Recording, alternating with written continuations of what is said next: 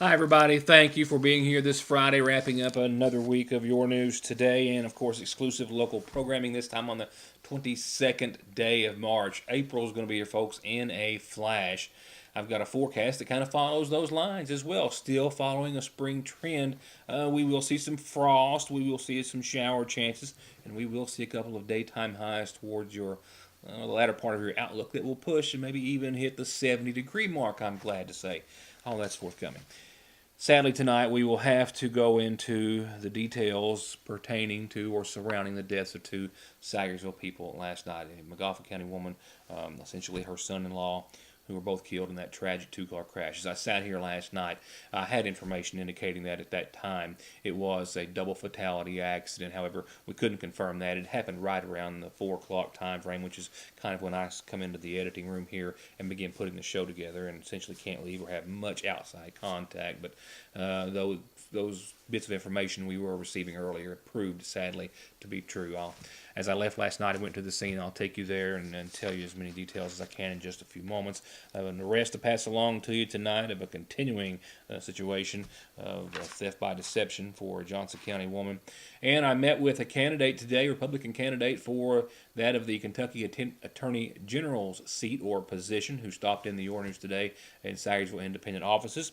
And anytime we have a candidate of that nature, we're glad to give them a sit down and an introduction. And he'll do just that in just a few moments. A quick reminder, I don't say it often enough. Of course, one thing. First thing you might be thinking is, thank you. Yes, thank you so much for watching and be a part of the program. And thank you so much for checking out our new website. It has gone very, very well after months of delay. SayersvilleIndependent.com and YourNewsToday.com, which is essentially the same site. Has been getting a lot of activity, thousands of users, tens of thousands of views every week, and those numbers continue to climb. We're so glad that you're there. Of course, the daily program of Your News Today, usually posted the following morning when I come back in after a few hours of night's rest, but nevertheless, you can catch the entire show. I think it banks 6 days before bumping off the last one on our website. And if you need to go back further than that, my YouTube channel is always there for you as well.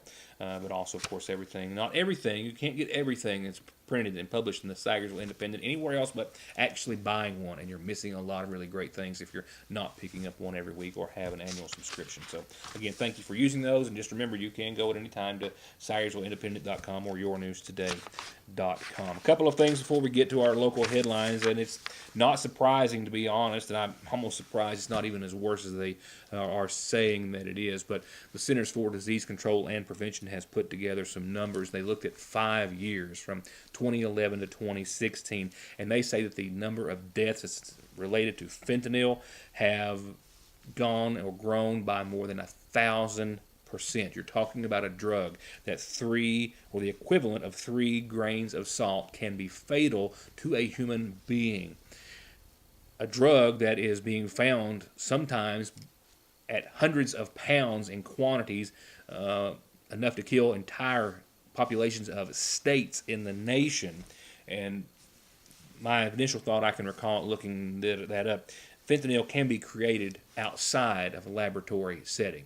That's how I believe, at least for the most part, that those large quantities are being produced, not by a manufacturer or a company, but by others who have been able to perfect or at least copy or mimic the process. But they say by 1,000%. We're talking about 1,500 people who died from fentanyl overdoses back in 2011 to 18,000 and then some just in 2016.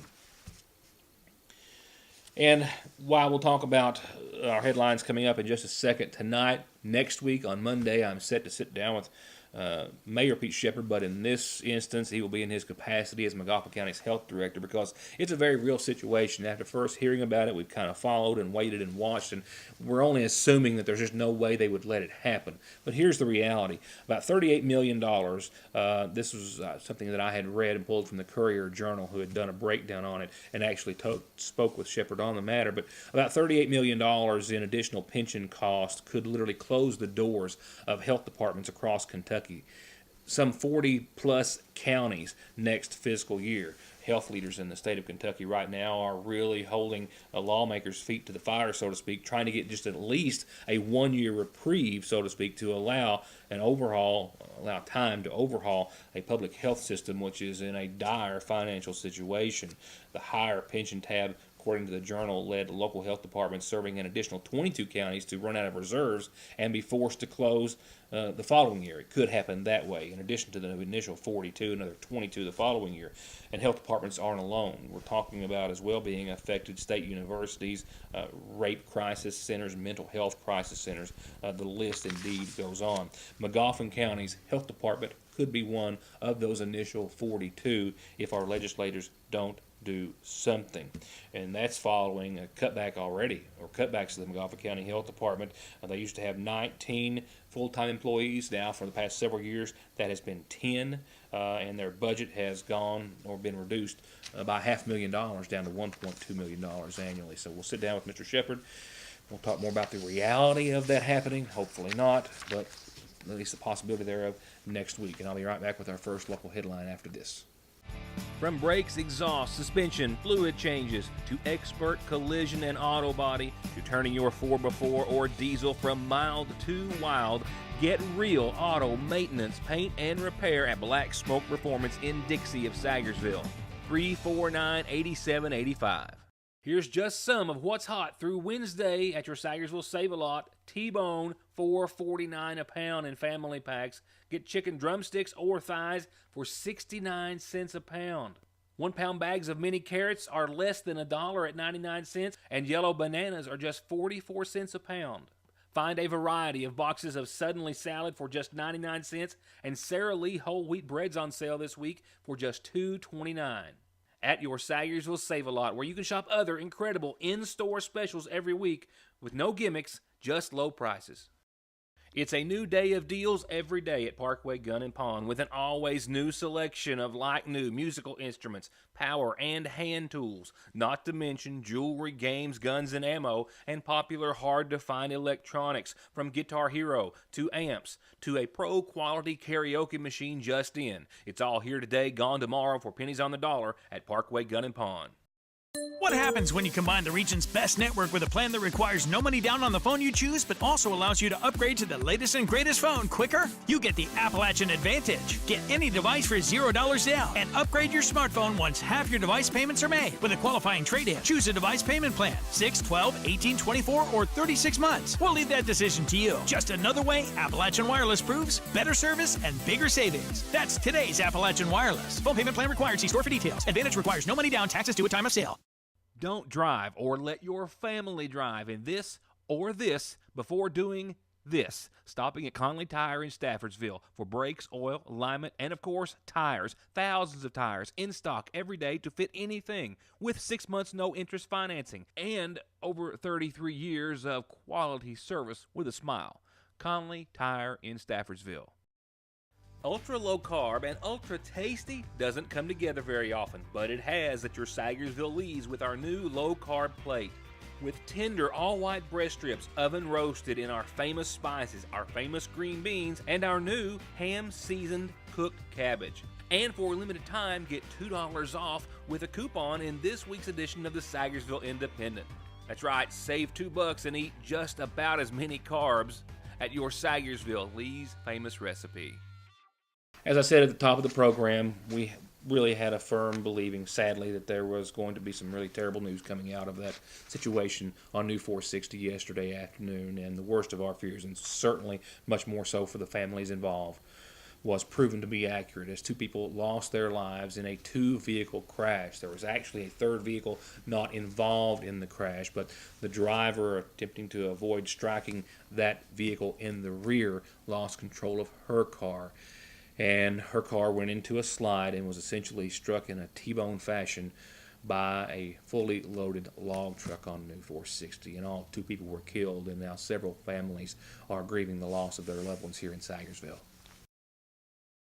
At around 3:45 yesterday afternoon, 43-year-old Tanya Fletcher, along with her passenger and essentially her son-in-law, were halfway home to Sagersville from Paintsville.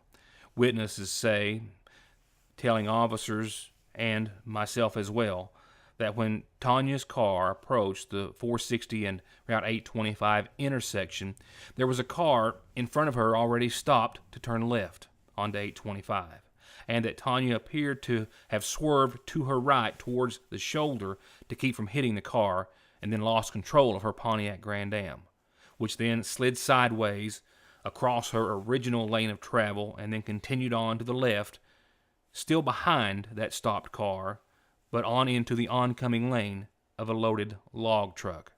While Johnson County Coroner J.R. Frisbee worked the accident and the investigation, Magoffin County Deputy Coroner Brian Parker responded to the scene and to the hospital to transport Tanya and Timothy's bodies back home to Sagersville. Timothy Fletcher was pronounced deceased at the scene on Highway 460 in Johnson County, Kentucky, by Johnson County Coroner J.R. Frisbee. Ms. Fletcher was transported to Paul B. Hall Regional Medical Center in Paintsville, Kentucky, where she was later pronounced deceased. Mr. Fletcher's services visitation will be Monday, 5 for the family, 6 for the public here at the Sayersville Funeral Home. The service will be Tuesday at 1 p.m. at the Sayersville Funeral Home Chapel. Burial will follow in the ROYALTON Family Cemetery on Gun Creek in Sayersville, Kentucky. Ms. Fletcher will also be out Monday, same time here at the Sayersville Funeral Home. Funeral will also be at 1 o'clock. A few more details that I can share. According to statements that reportedly were given to the Kentucky State Police, who of course was handling the accident investigation, the car that was stopped on 460 awaiting to turn left saw Tanya Fletcher's car approaching from the rear, and fearful of a collision, they eased off their brake, telling authorities, and then started to move forward just a bit to avoid the collision. And they saw Tanya's car start to go into the slide and then go into the path of the coal truck. It was a logging truck that belongs to a company or is operated by a company out of Morgan County. We're told that Tanya was ejected from the vehicle. Timothy was partially ejected as well. Authorities didn't think that there were any seatbelts in use, but no one could say for certain that that likely would have changed the end result, given the impact. 23-year-old Timothy was returning back from Paintsville, where he had to go file some final paperwork, I am told, to begin a new job here in Sagersville that he was to start that night. He leaves behind his fiancée, Stephanie Waddles, Tanya's daughter, and 4 kids, the youngest a week old, 7 days old, at the time of his death. Tanya leaves behind her fiancé, Randy Marshall. We all know him as Blackbird. And at least her daughter, Stephanie. I'm unsure of the rest of her family, pending a complete obituary listing, which will be forthcoming from the Sagersville Funeral Home. And I believe we'll have when we reach our obituary listings in just a few moments. In a bit of a follow-up or an ongoing situation involving a Johnson County woman who is actually one of 2 women from Johnson County who have been charged with many felonies for passing several counterfeit checks in Johnson, Pike, I believe, maybe Floyd, and some other counties as well. 36-year-old Rebecca Ratliff of Hager Hill and 24-year-old Megan Stacy, whose last address was Swamp Branch, have been indicted on numerous counts, as I've reported on numerous occasions, for forgery and theft by deception. They were taking counterfeit payroll checks drawn or appeared to have been drawn on several different financial institutions and places of employment or business, and then cashing them at several places of business throughout the eastern Kentucky area. And now one of them is back in jail after 2 more arrest warrants have just been served. A Kentucky State Police officer executed actually 2 arrest warrants stemming from 2 separate counties related to Rebecca Ratliff or Rebecca Auxure. The first coming out of Johnson County back in May, when a representative of the Food City store in Paintsville claimed that she came into the store and cashed a forged check that was presented to be from the Paul B. Hall Medical Center and drawn on the City National Bank. It had been faked and was in the amount of $889.56. She was seen on surveillance footage cashing the forged check and getting the money and leaving the store. The other is a Martin County case that goes back to July the 1st of last year, where she reportedly went into the Inez IGA and purchased about $33 worth of groceries, but used a forged check, another forged check, in the amount of $256.98 to pay for her purchase, getting the cash back and leaving the store. She was in possession of a forged instrument or the check on that occasion drawn on the Three Rivers Medical Center from another bogus account. Another top story in a few moments, an introduction to a Republican candidate for Kentucky's Attorney General as he stopped in studio just earlier today. We'll have that in a few moments. Right now, it's time for the Community Calendar, brought to you by your local Farm Bureau agent, Doug Green at Magoffin Farm Bureau.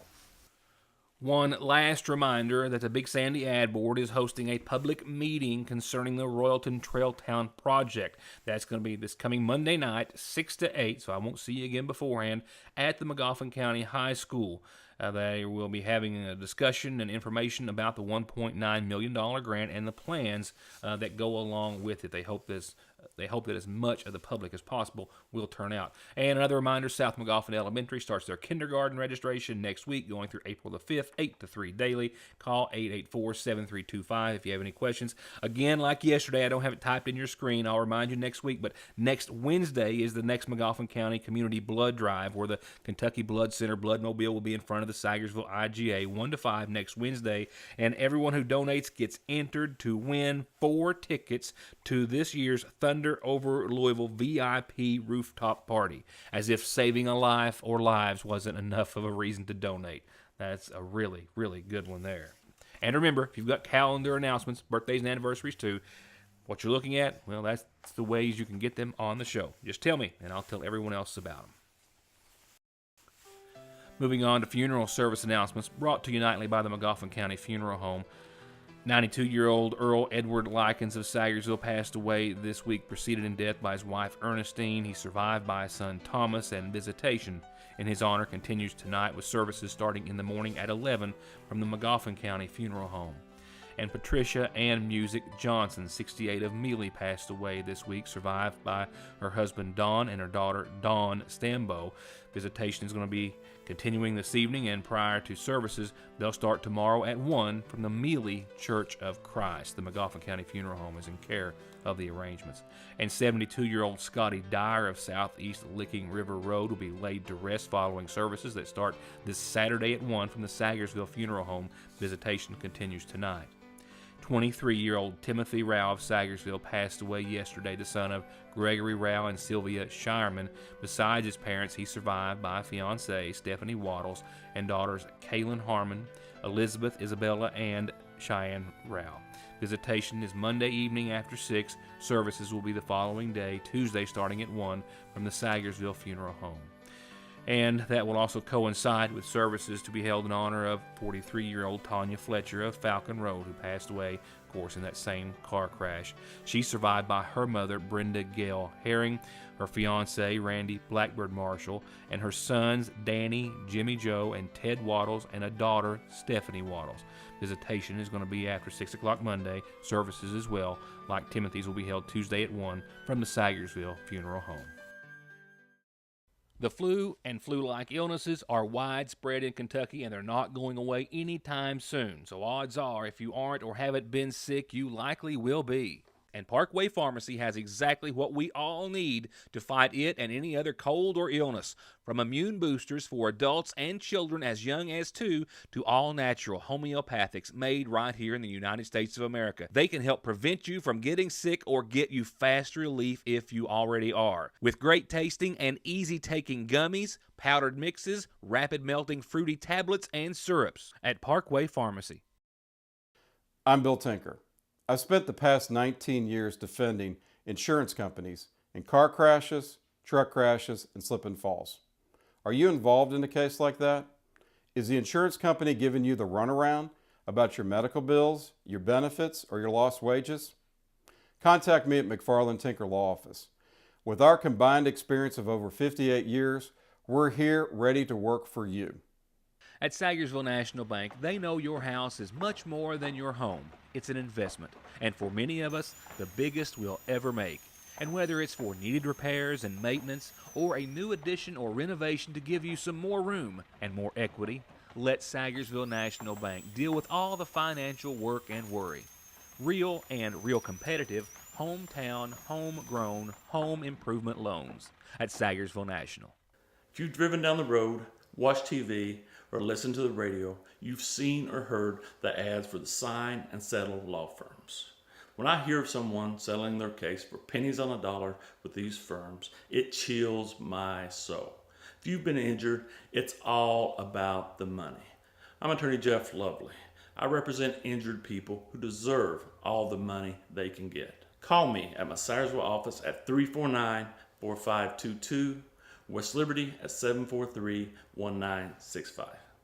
Spring's here, well, at the seasonal shop with new arrivals in every department like women's mud pie and Charlie Page clothes, the perfect addition to your wardrobe. And Simply Southern is simply fully stocked, and they've got a lot of new items, new short sleeve tees, key rings, planners, caps, wallets, purses, and more. And speaking of more, Mary Square is at the shop. This beautiful line makes a perfect gift or a great way to brighten your day. Featuring everything from Bible covers to notebooks to lanyards, badge holders, bottles, cups, and ID holders. And their home decor section is absolutely filled wall to wall with new arrivals, all to make your house the home you want it to be. All at Fraser's Prater Drugs seasonal shop.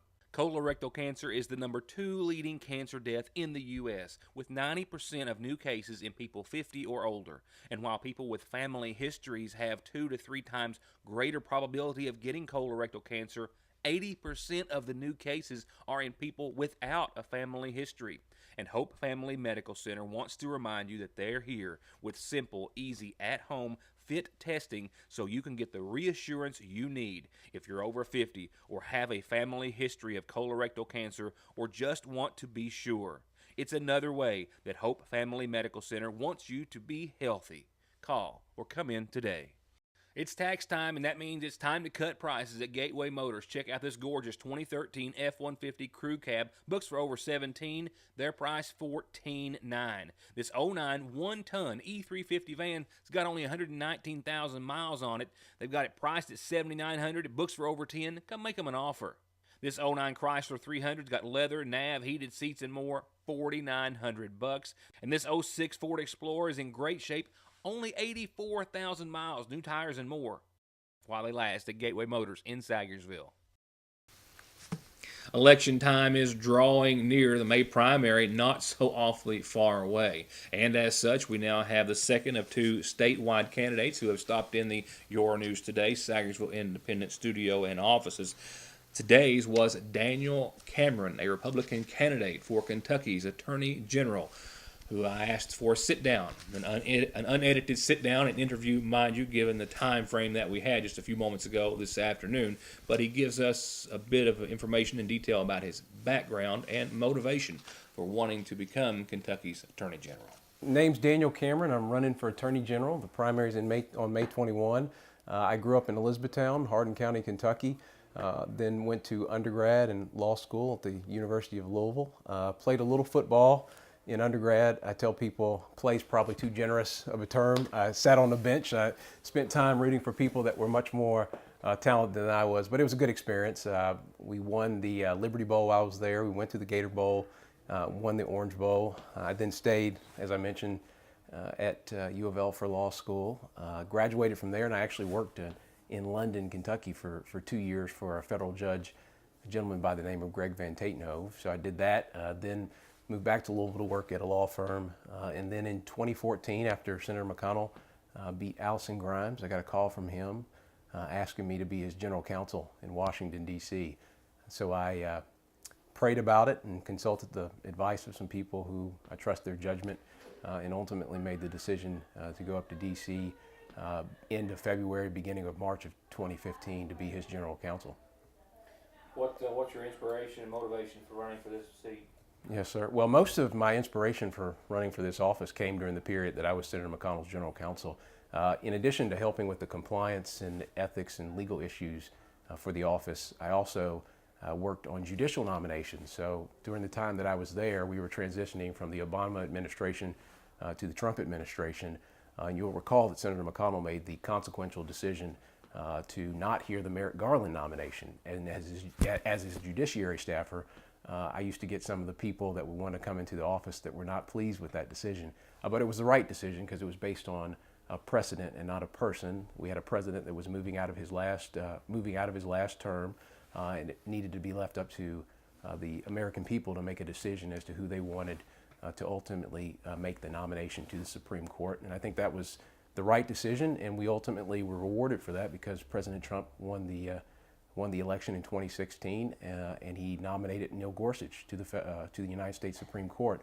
And I was honored to play a part in that confirmation process. In addition to my responsibility as a judiciary staffer, I also handled the law enforcement portfolio for the office. So I've worked very closely with the Kentucky Narcotics Officers Association, the Kentucky Sheriff's Association, the Northern Kentucky Drug Strike Force, the Warren County Drug Task Force, our state and federal prosecutors, all of these groups that have been trying to get a handle on the drug epidemic that we've been challenged with here in Kentucky. So I became intimately familiar with what the law enforcement community here in the Commonwealth has had to deal with as it relates to fighting back against this drug epidemic and this scourge that we have. And so I was particularly proud during that period of time that I was able to help Senator McConnell and Kenton, Campbell, and Boone counties get additional dollars to help with their drug interdiction efforts through the Office of National Drug Control Policy in Washington, D.C. So I brought all those experiences back to Kentucky with me in 2017, still wanting to be a contributor and a meaningful participant in the conversation around the drug epidemic. And for my judgment, my assessment, the best way to go about that is in the Office of Attorney General. It is the best platform from which to confront the public safety, what has become the public safety challenge of our lifetime, and that is the drug epidemic. And I think that in many ways, the focus has not been on law enforcement as it relates to the Attorney General's office. It's been on filing suit against the governor and the General Assembly on pieces of legislation that have been passed by the General Assembly and that have been signed by the governor. I take the view, it's my judgment, that the Attorney General needs to return to its proper place within the administration of the government of the Commonwealth, and that is as the Chief Law Enforcement Officer, not the Chief Policy Officer or not the Chief Legal Officer in the way that I think it's been used over the last few years. This office needs to be about the mission of improving the public safety outcomes of all men, women, and children in the 120 counties that we have here in the Commonwealth. And so that's ultimately why I got in the race, and I think I'm the best candidate to pursue that mission because of the relationships that I've built with Kentucky law enforcement over the last few years. Lastly, let's wrap it up with a not-so-shabby forecast, I'm glad to say. You know, a few cold mornings and cold nights and a little bit of rain, but we've got some sun and some 70s staring at us. Indeed, not too shabby. A few showers, some frost, but we'll outweigh that or outnumber that with sunny days ahead. Clearing skies continuing along that trend tonight in a low just below freezing at around 30, which means, more widespread frost after 5 in the a.m. and up until about 9 or 10 tomorrow, but the sunshine will prevail and push us up to about 54 degrees on your Saturday. And back below freezing tomorrow night means another frosty one as well, Saturday night and into your Sunday morning. I don't have it depicted on your graphic there, but it will be there.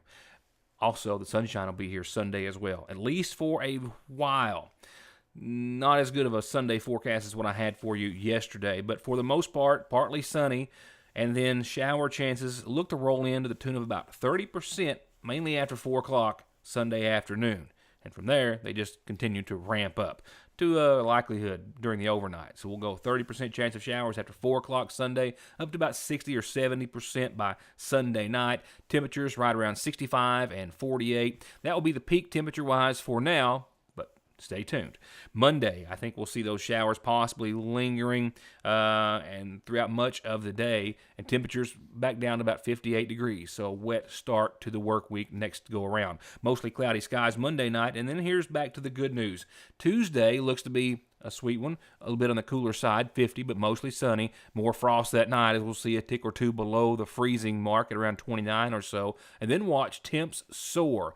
We'll still have a few frosty mornings, but Wednesday, 60 degrees. Thursday, we look to top out at 68. And Friday, we look to top out at close to 70 degrees. Nothing but sunshine across the board during the day. And here's hoping that pattern rolls on for not just the rest of that week, but man, the rest of spring. I am ready to get past all the cold, all the damp, and all the dreary. That's going to wrap it up for tonight, with the exception of simply saying it's been a serious and tough week of reporting. Stories such as the fatal accident that I had to report on tonight is something that we wish we never had to do, which means that nothing like that would have ever had to happen to anyone in our little part of the world. So all we can do is close tonight by saying that we hope you can keep all the loved ones of Miss Tanya Fletcher and Timothy Rao in your thoughts and prayers through their trying time ahead. And I hope to see you back here next Monday for more of Your News Today. Thanks for watching.